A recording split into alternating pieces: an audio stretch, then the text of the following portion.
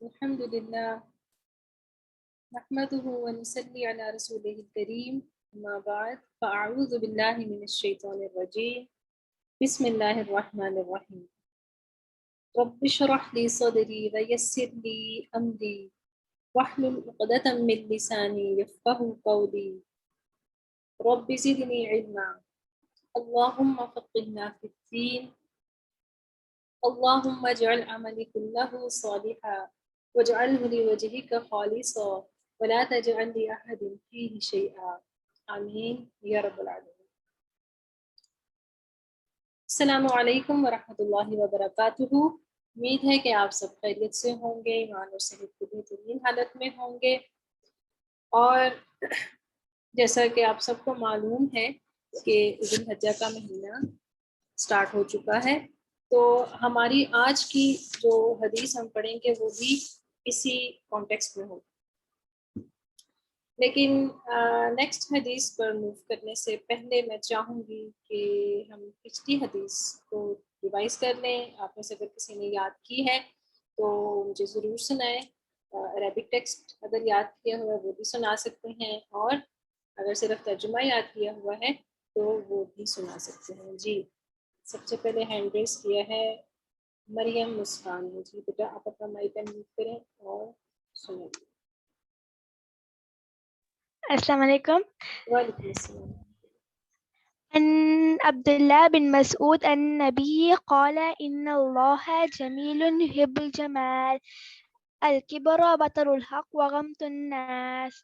شاباش۔ سیدنا عبداللہ بن مسعود رضی اللہ عنہ سے روایت ہے، اور انہوں نے رسول اللہ صلی اللہ علیہ وسلم سے روایت کی، آپ صلی اللہ علیہ وسلم نے فرمایا اللہ خود جمیل ہے، وہ جمال کو پسند فرماتا ہے، تکبر کو قبول نہ کرنا اور خود کو حقیر اور لوگوں کو حقیر سمجھنا ہے۔ شاباش، ماشاء اللہ، بہت اچھی طرح آپ نے یاد کی ہے بارے کی۔ جی، آپ میں سے کوئی اور سنانا چاہے گا؟ چلو ہم ایسا کرتے ہیں کہ ہم اگلی حدیث کی طرف موو کرتے ہیں۔ جی، آج کی جو حدیث ہے وہ چھوٹی سی ہے لیکن بہت امپورٹنٹ ہے۔ آپ لوگوں کو پتا ہے کہ میں پڑھوں گی تو، اور آپ لوگوں نے میرے پیچھے اس کو ریوائز کرنا ہے۔ جی، عن جابر رضی اللہ تعالی عنہ ان رسول اللہ صلی اللہ علیہ وسلم افضل ایام الدنیا العشر، یعنی عشر ذی الحجہ۔ دوبارہ سے، عن جابر رضی اللہ تعالی عنہ ان رسول اللہ صلی اللہ علیہ وسلم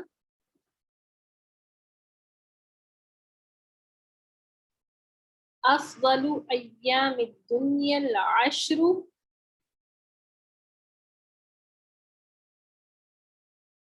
یعنی عشر ذی الحجہ۔ ترجمہ، سیدنا جابر رضی اللہ تعالیٰ سے روایت ہے کہ رسول اللہ صلی اللہ علیہ وآلہ وسلم نے فرمایا دنیا کے افضل ترین ایام 10 ہیں، یعنی عشرہ ذی الحجہ۔ ٹھیک ہے جی، اب ہم اس کو مزید دیکھتے ہیں کہ حدیث میں ہمیں کیا پیغام دیا گیا ہے۔ چلیں سب سے پہلے ہم الفاظ کو دیکھ لیتے ہیں۔ افضل، افضل اردو میں بھی استعمال ہوتا ہے، عربک میں بھی افضل کہتے ہیں، اردو میں ہم ضاد نہیں پڑھتے، ضاد پڑھتے ہیں، تو افضل اردو میں کہتے ہیں۔ افضل کا مطلب ہوتا ہے بیسٹ، بیسٹ آف بیسٹ، بہترین، یعنی کہ سب سے بہتر، وہ جس کو فضیلت دی گئی، ٹھیک ہے، یعنی کہ سب سے بہتر، سب سے بیسٹ۔ ایام، ایام جو ہے وہ یوم کی جمع ہے، اردو میں بھی یوم استعمال ہوتا ہے، ایام بھی استعمال ہوتا ہے، اور اس کا مطلب ہوتا ہے دن، ڈیز، ٹھیک ہے۔ تو یہ دو اس میں لفظ تھے جو آپ لوگوں کو ضرور سمجھ۔ اب ہم یہ دیکھتے ہیں اب میرا آپ سے یہ سوال ہے کہ آپ میں سے کس بچے کو عربی میں گنتی آتی ہے؟ کسی کو گنتی آتی ہے، کاؤنٹنگ آتی ہے 10 تک؟ 10 تک کس کو کاؤنٹنگ آتی ہے عربک میں؟ مریم مسکان، جی آپ سنانا چاہیں گی؟ عائشہ رمشا، جی بیٹا آپ سنانا چاہیں گی؟ اپنا مائک انمیوٹ کیجیے.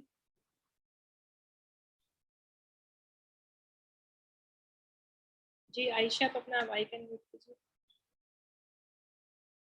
مریم آپ کیجیے.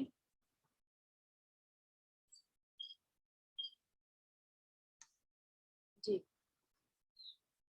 آپ اپنا مائک انمیوٹ کیجیے. 1 2 3 5 6 7 8 9 ٹھیک ہے ٹھیک ہے، تھوڑی سی بیچ میں بولی آپ کو تو اچھا چلیں، اگر آپ لوگوں کو نہیں آتی میں آپ کو دکھا دوں. چلیں یہاں سے ہم دیکھ لیتے ہیں، ٹھیک ہے. ایک دفعہ میرے پیچھے پڑھ لیجئے.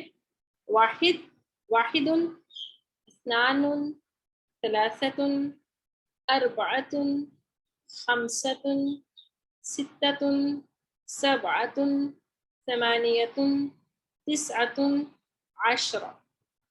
ٹھیک ہے، عشرہ جو ہے وہ 10 کو کہتے ہیں، یعنی کہ ہم نے ابھی حدیث میں جو لفظ پڑھا ہے عشرہ ذی الحجہ، تو اس میں عشرہ سے ہمیں یہ معلوم ہونا چاہیے کہ عشرہ سے مراد 10 ہے. تو عشرہ ذی الحجہ کا مطلب ہے 10 days آف ذی الحجہ، 10 days آف ذی الحجہ. وہ کون سے 10 days ہیں تو یہ بھی ہم دیکھتے ہیں. اچھا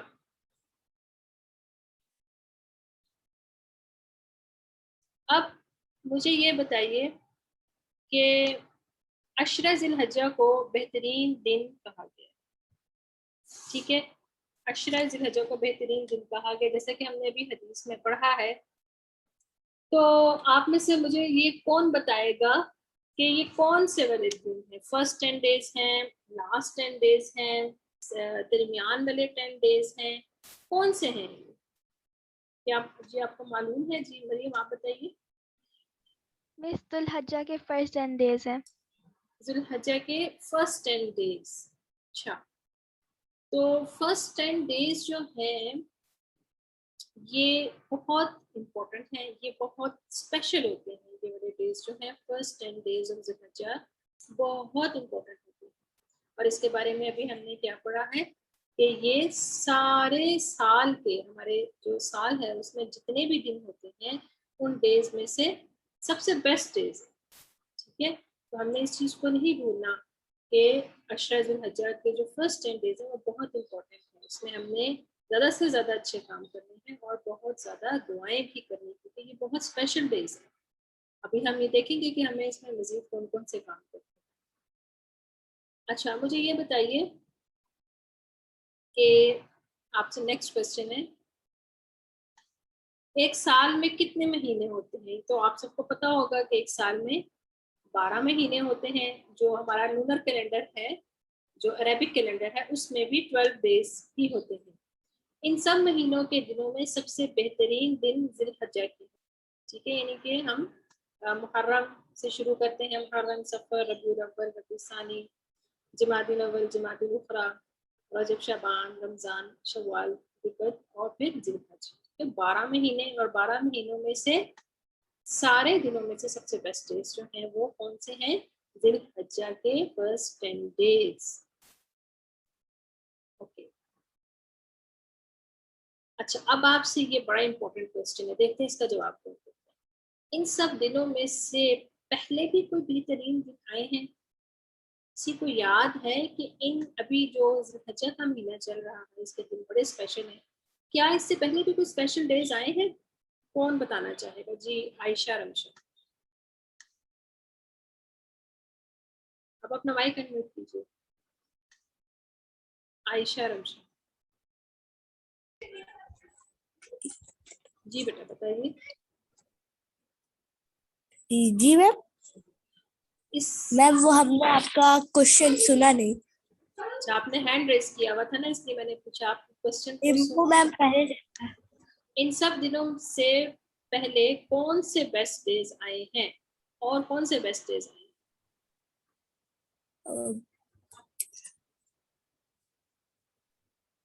چلے رابعہ آپ بتائیے. جی آپ اپنا مائک انمیوٹ کر کے بتائیے. جی السلام علیکم میم. وعلیکم السلام. جی بتائیے. میم اس سے پہلے رمضان کے ڈیز آئے تھے. رمضان کا مہینہ آیا تھا اور اس کے بھی دن جو تھے ہم نے پڑھا تھا کہ رمضان کا مہینہ جو ہے وہ کتنا بہتر مہینہ ہے. اور رمضان کے مہینے میں کس کو بند کیا جاتا ہے؟ کون بند ہوتا ہے رمضان کے مہینے میں؟ کون بتائے گا؟ جی حریہ آپ بتائیے.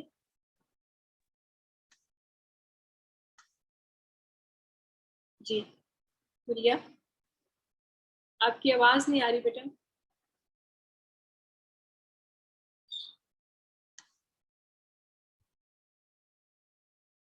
آپ کی آواز نہیں آ رہی.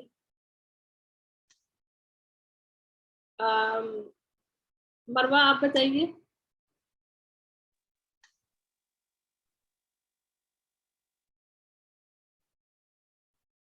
مروہ جی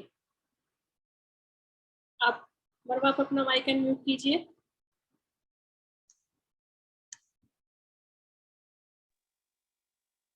جی یہ بتائیے کہ رمضان کے مہینے میں کس کو بند کر دیا جاتا ہے؟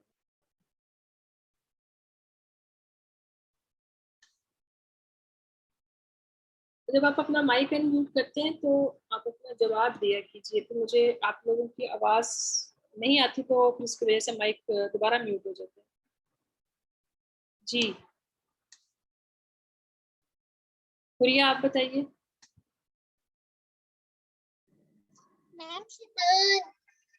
شیطان کو بند کر دیے تھے. شاباش. اور اس مہینے میں کتنے دن ہوتے ہیں؟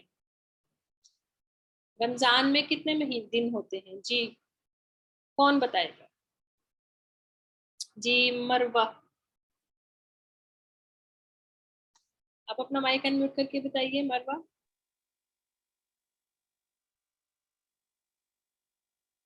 جی بیٹا بولیے. مجھے آپ کی آواز نہیں آ رہی.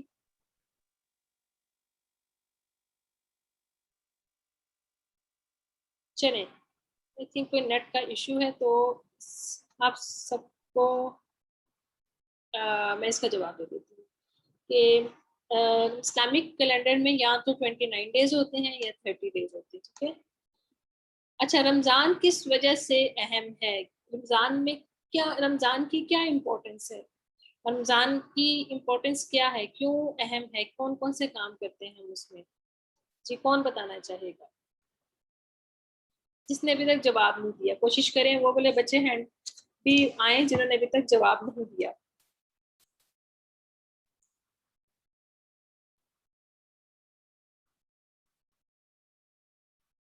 جی حریہ آپ ہی بتائیے.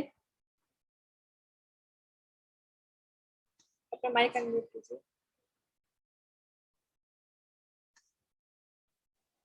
میم مجھے آپ کا کوسچن سمجھ نہیں آیا. میرا سوال یہ تھا کہ رمضان کس وجہ سے امپورٹنٹ ہے؟ اس میں کیا ہم کرتے ہیں جس کی وجہ سے وہ امپورٹنٹ ہے؟ میم ہم روزہ رکھتے ہیں. اس میں ہم روزہ رکھتے ہیں. ٹھیک ہے. اور کیا امپورٹنس ہے رمضان کی؟ اور میم جی کون بتانا چاہے گا؟ ہم کوئی اور بتانا زیادہ چاہے؟ جی بولیے. ہم زیادہ سے زیادہ اللہ کی عبادت بھی کرتے ہیں. رات کو جلدی سو جاتے ہیں. نماز بھی پڑھتے ہیں. چلیے بھی ٹھیک ہے. اچھا عائشہ آپ بتائیے. میم رمضان میں ہم اللہ تعالیٰ کی عبادت کرتے ہیں اس لیے رمضان اہم ہے. چلے ٹھیک ہے. عبادت تو ہم دوسرے دنوں میں بھی کرتے ہیں. ٹھیک ہے. رمضان میں زیادہ ثواب ہوتا ہے عبادت کرنے کا. ایک تو یہ وجہ ہے کہ اس میں ہم روزے رکھتے ہیں. لیکن ایک اور بھی وجہ ہے رمضان کی امپورٹنس کی. جی فرح آپ بتائیے.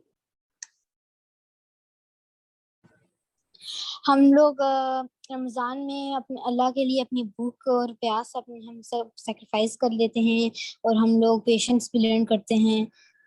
چلو وہ تو وہی ہو گیا نا, ہم روزہ رکھتے ہیں تو وہی بات ہے.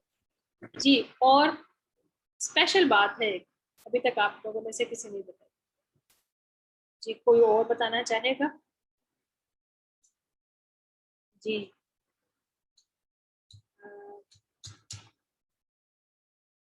جی گڑیا آپ بتائیے، آپ نے کچھ دوبارہ بتانا؟ میم لیلۃ القدر. چلیں ٹھیک ہے، لیلۃ القدر بھی ہے، یہ بھی آپ نے صحیح کہا.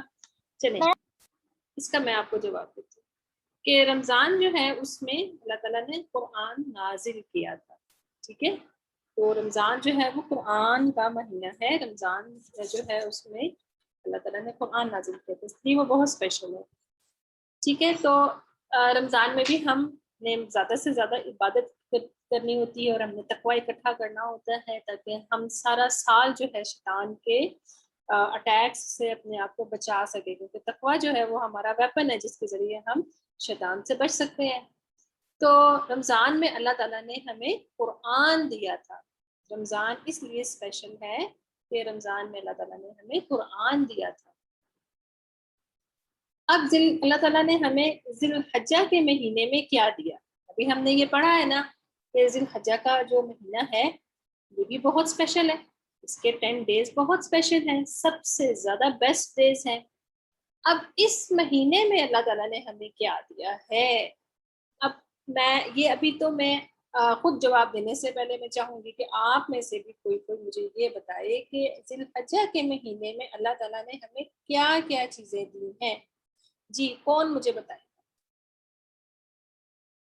آپ میں سے کس کس کو معلوم ہے کہ اس مہینے میں اللہ تعالیٰ نے ہمیں کون کون سی چیزیں دی ہیں؟ جی پوریا آپ بتائیے. میم ذی الحجہ میں پہلے 10 دن میں اللہ ہمارا عمل اللہ تعالیٰ کو سب سے زیادہ محبوب ہے. ٹھیک ہے، شاباش. جی اور کوئی بتائے؟ آپ لوگوں میں سے آپ لوگ اپنا آنسرس کریں، اور بھی بچے اپنا ہینڈ ریز کریں تاکہ آپ لوگوں کو جن کو معلوم ہے وہ بھی بتائیں.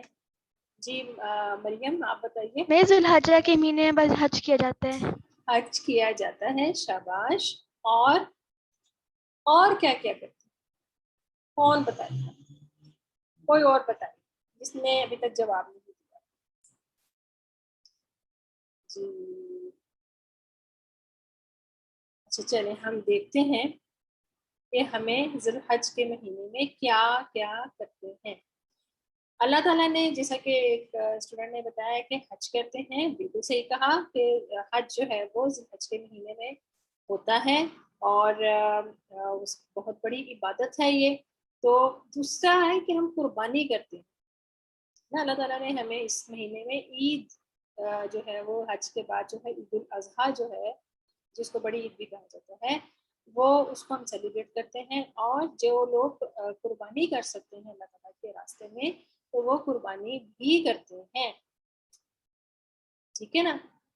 تو سب سے پہلی چیز کیا ہے؟ حج. حج کہاں ہوتا ہے؟ حج بیت اللہ کا ہوتا ہے جو کہ مکہ میں ہے، اور وہاں پر جا کر جو حاجی جو ہوتے ہیں وہ وہاں پر جاتے ہیں پوری دنیا سے، اور وہاں پر جا کر اللہ تعالیٰ کے گھر میں جاتے ہیں اور وہاں پر حج کرتے ہیں. جتنی بھی وہاں پر جو جس طرح سے بتایا گیا ہے حج کا جو طریقہ ہے اس کو پورے طریقے سے کرتے ہیں. اس کے علاوہ دوسرا اہم کام جو ہے جب حج مکمل ہو جاتا ہے تو پھر حاجی جو ہیں وہ بھی قربانی کرتے ہیں، اور وہ دن جو ہوتا ہے وہ عید کا ہوتا ہے. حج کے بعد جب حج مکمل ہو جاتا ہے تو نیکسٹ ڈے عید کا ہوتا ہے اور قربانی کی جاتی ہے. اور اس طرح دنیا میں بھی جہاں جہاں مسلمان ہیں وہ جو افورڈ کر سکتا ہے، جس کو اللہ تعالیٰ نے اتنی اس کو دی ہوئی ہے کہ اس کے پاس قربانی کرنے کی طاقت ہے، ویلتھ ہے اتنی، تو وہ اللہ تعالیٰ کے راستے میں قربانی کرتا ہے. اور یہ جو قربانی جو ہے، کون مجھے بتائے گا کہ قربانی جو ہم کرتے ہیں یہ کس نبی کی سنت ہے؟ جی مریم آپ بتائیے. سیدنا ابراہیم علیہ السلام. ابراہیم علیہ السلام کی. ٹھیک ہے، اور کون بتائے گا کہ ابراہیم علیہ السلام کا جو واقعہ ہے کہ ہم کیوں ان کی اس سنت کو ادا کرتے ہیں. کون مجھے تھوڑا سا اس کو ایکسپلین کرے گا؟ جی رابعہ آپ بتائیے. جی حمیرہ آپ بتائیے.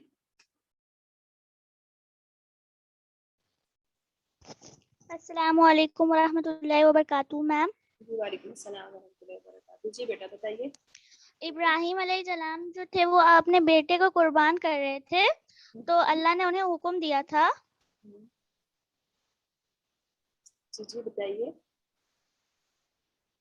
اللہ نے ان کو حکم دیا تھا کہ انہیں قربان کرو تم اپنے بیٹے کو. تو انہوں نے اپنے بیٹے کو قربان کرنے کے لیے گئے. ٹھیک ہے، تو انہوں نے اپنے بیٹے کو قربان کیا تو انہوں نے اپنے لٹایا اور ان کے گردن کو انہوں نے چاقو سے کاٹا. تو جب انہوں نے کاٹا تو ان کی جگہ ایک بکرا آ گیا. ٹھیک ہے ٹھیک ہے. کاٹنا ابھی میں نے شروع ہی کیا تھا، ابھی کٹا نہیں تھا. تو اس سے پہلے اللہ تعالیٰ نے وہاں پر اور وہ بچ گئے. بچ گئے. ٹھیک ہے. جی رابعہ آپ کیا بتائیں گے اس بارے میں؟ جی اپنا مائک میوٹ کیجیے رابعہ.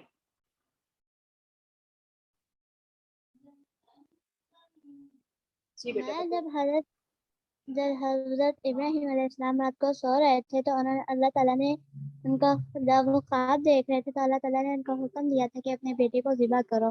اور جب وہ بیٹے کو جب انہوں نے اپنے بیٹے کو لٹایا تو ان کے گردن کے اوپر چاقو رکھنے لگے تو اللہ تعالیٰ نے اوپر سے ایک دمبا بھیج دیا اور جس وہ دمبے کا خون جس کے اوپر گرا اس کی قربانی انہوں نے جائز کر دی. جی شاباش. اچھا کون مجھے یہ بتائے گا کہ ابراہیم علیہ السلام کے جو بیٹے تھے جن کو وہ اللہ تعالیٰ کے حکم سے لے کر چلے گئے تھے قربان کرنے کے لیے اللہ تعالیٰ کے حکم پر، ان کا کیا نام تھا؟ جی کون مجھے بتائے گا؟ جس نے مجھے ابھی تک جواب نہیں دیا میں اس سے پوچھوں گی. جی اور بھی کوئی بچہ ہاتھ؟ جی مروہ ریاض آپ. جی کیا نام تھا ان کے بیٹے؟ جی بیٹا بولیے، آپ کی آواز نہیں آ رہی مجھے. مروہ.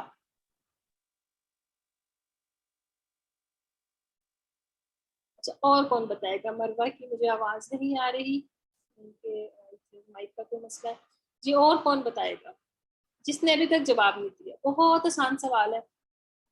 آپ میں سے جس نے بھی جواب نہیں دیا نا ان میں سے کوئی بچہ ہینڈ ریز کرے اور مجھے یہ بتائے کہ ابراہیم علیہ السلام اللہ تعالیٰ کے حکم سے جس بیٹے کو اللہ تعالیٰ کے راستے میں قربان کرنے کے لیے لے کر گئے تھے ان کے اس بیٹے کا کیا نام تھا؟ جی کون بتائے گا؟ انم آپ بتائیں گی؟ اپنا مائک انمیوٹ کیجیے.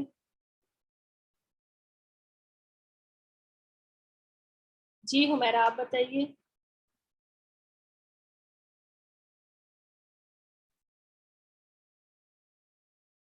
عائشہ اپنا مائک جلدی سے انمیوٹ کیجیے. میم حضرت اسماعیل علیہ السلام کی. جی سیدنا اسماعیل علیہ میم السلام. حضرت اسماعیل علیہ السلام. جی اسماعیل علیہ السلام ٹھیک بتایا آپ لوگوں نے.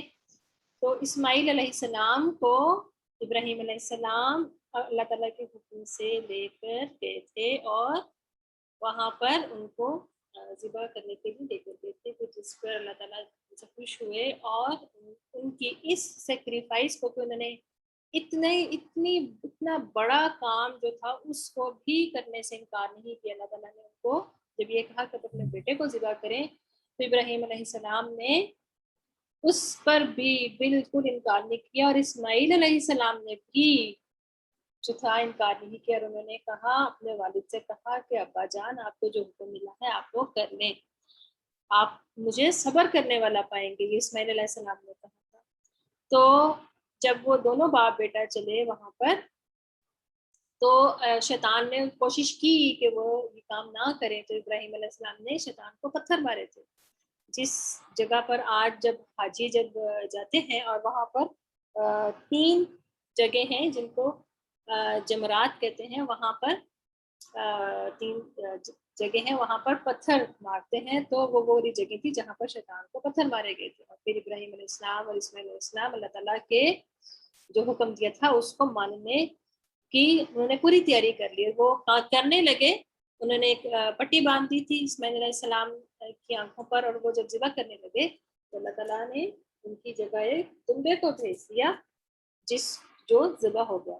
تو اس دن کی یاد میں ہم سب مسلمان قربانی کرتے ہیں اور اس چیز کو یاد کرتے ہیں کہ اللہ تعالیٰ ہمیں جتنا مرضی کوئی حکم دے، کوئی بھی ایسا کام ہو جو ہمیں مشکل سے مشکل بھی لگتا ہو، لیکن ہم نے اس کو ماننا ہے. ہم نے اپنے نفس کو پیچھے رکھ کے، اپنی خواہشوں کو، اپنی ڈیزائرز کو پیچھے رکھنا ہے اور اللہ تعالیٰ کا حکم ماننا ہے، چاہے ہمیں وہ بہت مشکل لگ رہا ہو.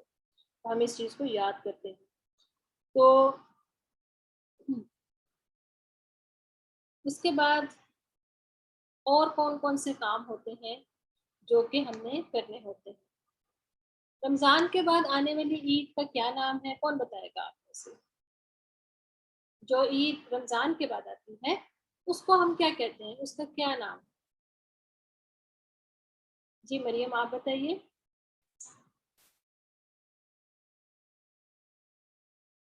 ہائیکا آپ بتائیے. عید الفطر. عید الفطر، ٹھیک ہے. جو عید رمضان کے بعد آتی ہے اس کو عید الفطر کہتے ہیں. اچھا، ذوالحجہ کے بعد جو عید آتی ہے، اب جو عید آئے گی اس کو کیا کہتے ہیں؟ کون بتائے گا؟ جی شاباش. مریم آپ بتائیے. عید الاضحیٰ. عید الاضحیٰ، ٹھیک ہے. اور ہمارے یہاں پر اس کو اردو میں ہم لوگ بڑی عید بھی کہتے ہیں. تو عید الاضحیٰ جو ہے وہ اس کا پورا اصلی صحیح نام ہے. تو اب ہم نے اس چیز کو بھی جان لیا. نیکسٹ آپ سے سوال یہ ہے کہ ان 10 دنوں میں آپ جو بھی اچھا کام کریں گے اس جیسا ثواب کسی اور دن میں نہیں ہو سکتا. تو ہم نے اس میں زیادہ سے زیادہ اچھے کام کرنے ہیں. یہاں پر میں آپ کو ایک چھوٹا سا واقعہ سناتی ہوں جو کہ حدیث میں ہے. کہ ایک حدیث میں یہ آتا ہے کہ ان 10 دنوں میں آپ جو بھی اچھا کام کریں گے اس جیسا ثواب کسی اور چیز کا ہو ہی نہیں سکتا. یعنی کہ دے آر سو اسپیشل، اور اس میں جو بھی آپ کام کریں گے تو وہ اس کا ثواب بہت زیادہ ہے. تو صحابہ کرام نے رسول اللہ صلی اللہ علیہ وسلم سے پوچھا کہ اور جہاد بھی نہیں؟ جہاد کا آپ کو پتہ ہے نا کہ جو میدان جنگ میں جب دشمن سے لڑنے کے لیے جاتے ہیں تو آپ صلی اللہ علیہ وسلم نے فرمایا کہ جہاد بھی نہیں. یعنی کہ یہ اتنے اسپیشل ڈیز ہیں کہ آپ اس میں نیکی کریں گے تو آپ کا ثواب جو ہے نیکیوں کا جہاد سے بھی زیادہ ہوگا. سوائے ایک کام صرف رسول اللہ صلی اللہ علیہ وسلم نے بتایا جو اس سے بہتر ہو سکتا ہے. وہ کون سا؟ کہ جہاد پر کوئی گیا، اس شخص کے جو اپنی جان اور مال کو خطرے میں ڈال دیا اور کچھ واپس نہیں لایا. یعنی کہ جو شخص گیا اس نے اپنی جان بھی دے دی، شہید ہو گیا، اور مال بھی، یعنی کہ اس نے اپنی دونوں چیزیں قربان کر دی. تو پھر اس کا جو اسٹیٹس ہے اس کا ثواب جو ہے اس سے زیادہ ہے. ورنہ ان دنوں میں کام کرنے کا ثواب باقی ہر چیز سے زیادہ ہے. تو اب ہم مزید دیکھتے ہیں کہ اور کیا کام کرنے ہوتے ہیں. جی تکبیرات. ان دنوں میں زیادہ سے زیادہ تکبیرات پڑھتے ہیں. کیوں؟ کس کو تکبیرات آتی ہیں؟ کوئی آپ میں سے کوئی بچہ سنانا چاہے گا؟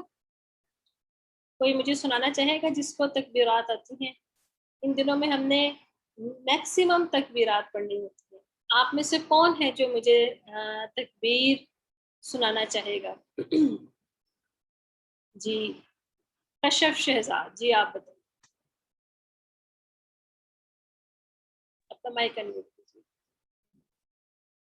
جی بیٹا. اللہ اکبر اللہ اکبر اللہ اکبر لا الہ الا اللہ اکبر اللہ اکبر وللہ الحمد. شاباش. اللہ اکبر کبیر والحمد لله قصيرا وسبحان الله بكرة وأصيلا. شاباش ماشاءاللہ، آپ نے بہت اچھی سنائی اور آپ نے دونوں تکبیرات سنا دی. جی اور آپ میں سے کوئی سنانا چاہے گا؟ جی حریہ آپ بتائیے. الله أكبر الله أكبر الله أكبر لا إله إلا الله والله أكبر الله أكبر ولله الحمد. شاباش ماشاءاللہ. اچھا اب مجھے یہ بتائیے کہ یہ تکبیرات جو ہیں یہ کب پڑھنی چاہیے اور ان کو کہاں پڑھنا چاہیے؟ کون آپ میں سے یہ مجھے بتائے گا کہ ان تکبیرات کو ہم نے کب پڑھنا ہے اور کہاں پڑھنا ہے؟ جی مریم مسکان آپ بتائیں گی. مس جب بھی آپ کچھ کر رہے ہو تو پہلے تکبیرات کی مجھ سے بولنی ہے، اور جو میلز ہوتے ہیں لڑکی ان سے ہوتے ہیں وہ اونچی پڑھ سکتے ہیں گھر میں باہر، تاکہ لوگ بھی ان کو دیکھ کر پڑھیں. شاباش. ان تکبیرات کو ہم نے زیادہ سے زیادہ پڑھنا ہے اور ہر جگہ پڑھنا ہے. یعنی کہ اگر ہم اسکول بھی جا رہے ہیں تو ہم اس کو اسکول کی تیاری کرتے وقت پڑھ سکتے ہیں، ہم ناشتہ کرتے وقت پڑھ سکتے ہیں، ہم سونے لگے ہیں تو بستر پر بیٹھتے وقت پڑھ سکتے ہیں، جب ہم فارغ بیٹھے ہوئے ہیں کوئی اور کام نہیں کر رہے تو ہم نے اس ٹائم پڑھنا ہے. ہم اپنی اسکول کی وین کا انتظار کر رہے ہیں تو ہم اس ٹائم پڑھ سکتے ہیں. تو ان تکبیرات کو آپ نے میکسیمم پڑھنا ہے جہاں جہاں بھی آپ کو موقع ملے اور آپ نے اس کو پڑھنا ہے. بوائز جو ہے وہ اونچی آواز میں ان کو پڑھنی چاہیے اور گرلز جو ہیں وہ ہلکی آواز میں اس کو پڑھیں. تو ہم نے اس کو زیادہ سے زیادہ پڑھنا ہے. پھر اس کے علاوہ یہ تکبیرات آپ کے سامنے لکھی ہوئی آ گئی ہیں. آپ میں سے ابھی بچوں نے جو پڑھی تھی وہ یہی تکبیرات ہیں. اچھا ایسا کرتے ہیں کہ ہم ان تکبیرات کو ایک دفعہ سن لیتے ہیں. تو میں بھی آپ کے سامنے پلے کرتی ہوں.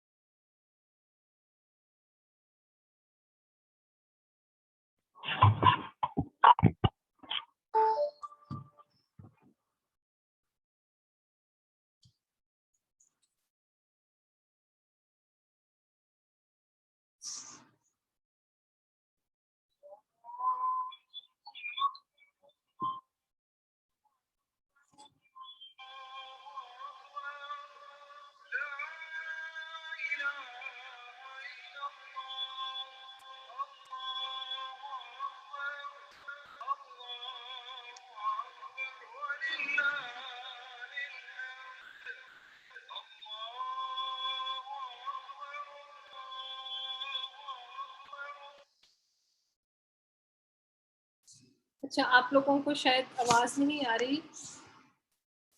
میں ایک دفعہ اس کی کوشش کرتی ہوں شاید آ جائے آواز.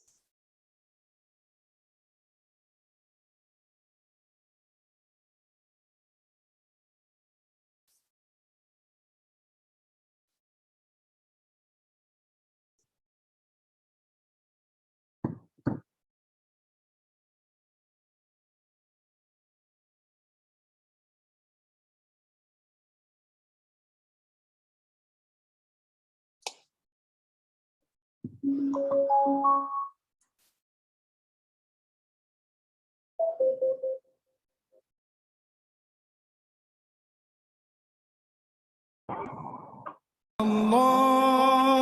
اکبر اللہ اکبر اللہ اکبر لا الہ الا اللہ اللہ اکبر اللہ اکبر وللہ الحمد اللہ اکبر کبیرا والحمد لله كثيرا وسبحان الله بكرة وأصيلا وصلى الله على سيدنا محمد وعلى آله وصحبه وسلم تسليما كثيرا. جی تو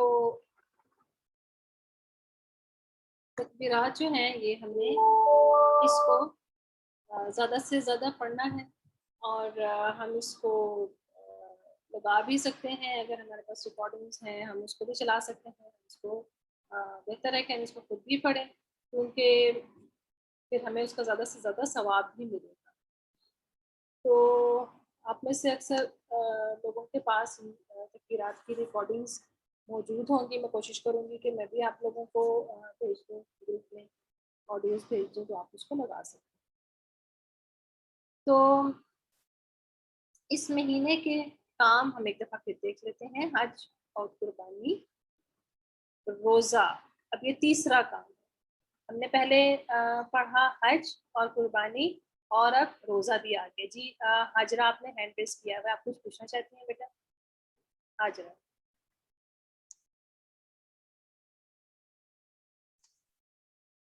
مائک انمیوٹ کیجیے. میم غلطی سے ہو گیا تھا. اچھا ٹھیک ہے. تو روزہ، اب ہم نے یہ پہلے پڑھا کہ حج کیا جاتا ہے، ٹھیک ہے، حاجی جاتے ہیں اور مکہ میں جا کر حج ادا کرتے ہیں. پھر اس کے بعد ہم نے یہ پڑھا کہ اس مہینے میں قربانی کی جاتی ہے، حج کے بعد قربانی کی جاتی ہے.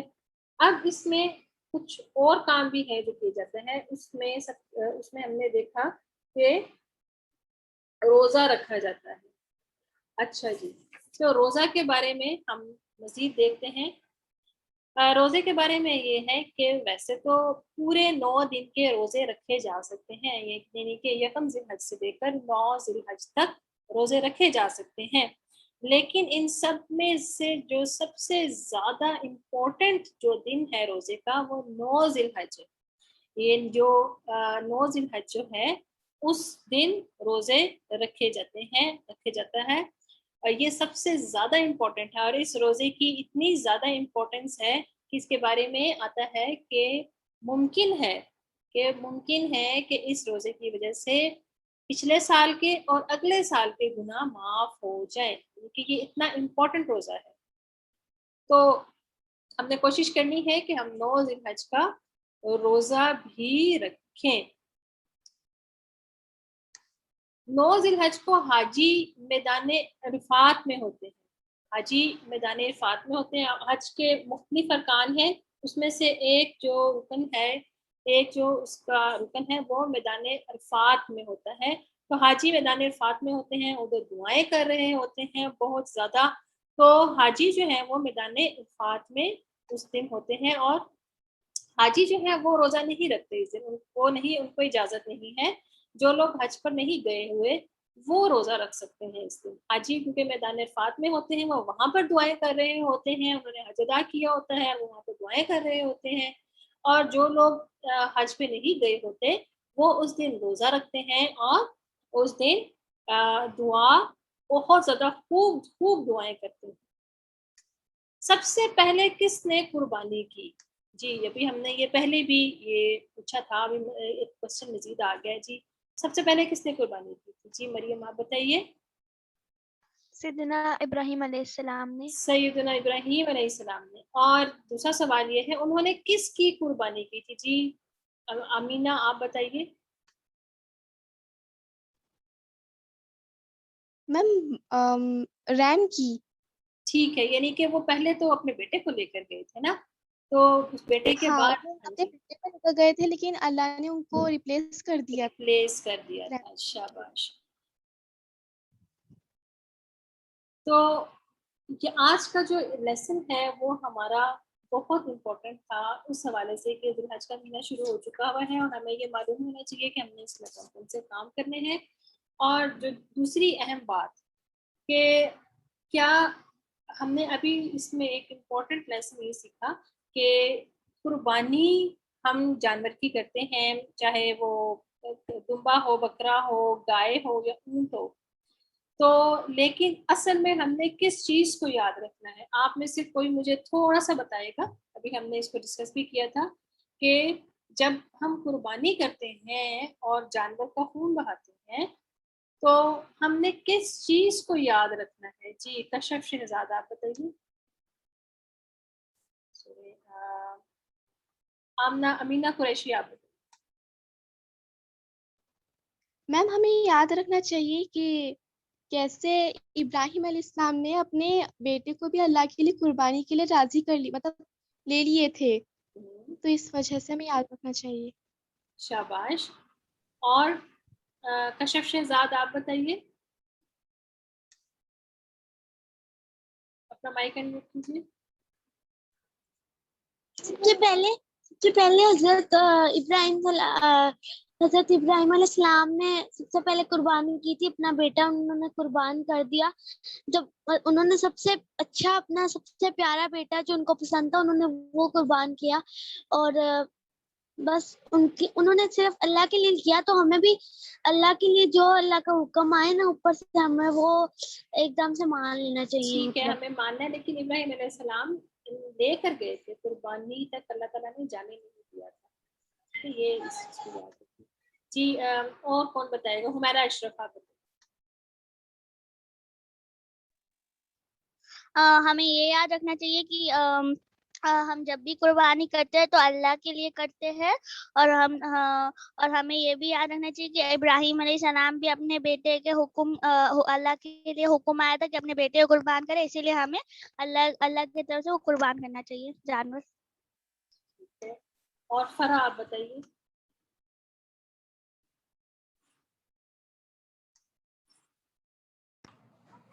دیجیے کوشچن کیا تھا؟ کوشچن یہ ہے کہ ہمیں کس چیز کو یاد رکھنا چاہیے جب ہم عید والے دن قربانی کرتے ہیں، تو ہمیں کس چیز کو یاد رکھنا چاہیے؟ ہم لوگوں کو یاد رکھنا چاہیے کہ کیسے حضرت اسماعیل نے اپنے بیٹے کو قربان کر دیا، اور جیسے ان کے بیٹے نے یہ بھی یہ نہیں کہا کہ نہیں میں نہیں کر سکتا، اور انہوں نے بھی اپنے کو قربان کرنے کے لیے کہہ دیا. ٹھیک ہے. تو اس میں امپورٹنٹ بات یہ ہے کہ ابراہیم علیہ السلام کو جیسے ہی اللہ تعالیٰ نے حکم دیا کہ آپ اپنے بیٹے کو قربان کریں، اللہ تعالیٰ کے راستے میں جب انہوں نے ان کو خواب میں اشارہ دیا تھا تو ابراہیم علیہ السلام نے انکار نہیں کیا. اور جب ابراہیم علیہ السلام نے اپنے بیٹے سے کہا کہ میں نے یہ خواب دیکھی ہے کہ میں آپ کو اللہ تعالیٰ کے راستے میں ذبح کر رہا ہوں، تو اسماعیل علیہ السلام نے بھی انکار نہیں کیا، بلکہ انہوں نے کہا کہ ابا جان آپ کو جو حکم ہوا ہے آپ کو کر لیں، آپ مجھے صبر کرنے والا پائیں گے. تو پھر وہ دونوں باپ بیٹا چلے گئے. تو اللہ تعالیٰ ان سے اتنا راضی ہوا کہ پھر اسماعیل علیہ السلام کو انہوں نے لٹا دیا، لیکن ذبح کرنے سے پہلے ہی اللہ تعالیٰ نے دمبا بھیج دیا تھا، یعنی کہ اسماعیل علیہ السلام کو کوئی نقصان نہیں ہوا، اللہ تعالیٰ نے ان کو بچا لیا تھا.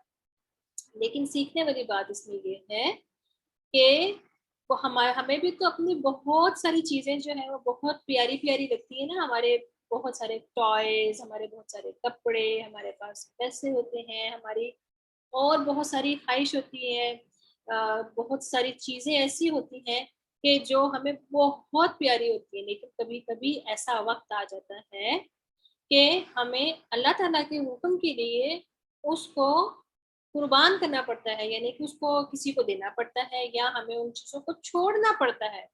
مثال کے طور کے اوپر آپ بہت اچھا کوئی ٹی وی کے اوپر پروگرام دیکھ رہے ہیں اور اذان ہو گئی ہے، اب آپ کا دل کر رہا ہے کہ میں یہ کارٹون جو دیکھ رہا ہوں اس میں دیکھتا رہوں، لیکن آپ اس ٹائم پر جب اٹھ کر جائیں گے اور کہیں گے کہ نہیں میں نے نماز ٹائم پر پڑھنی ہے، تو اس کا مطلب یہ کہ آپ کو وہ چیز اچھی تو لگ رہی تھی لیکن آپ نے اس کی قربانی دی۔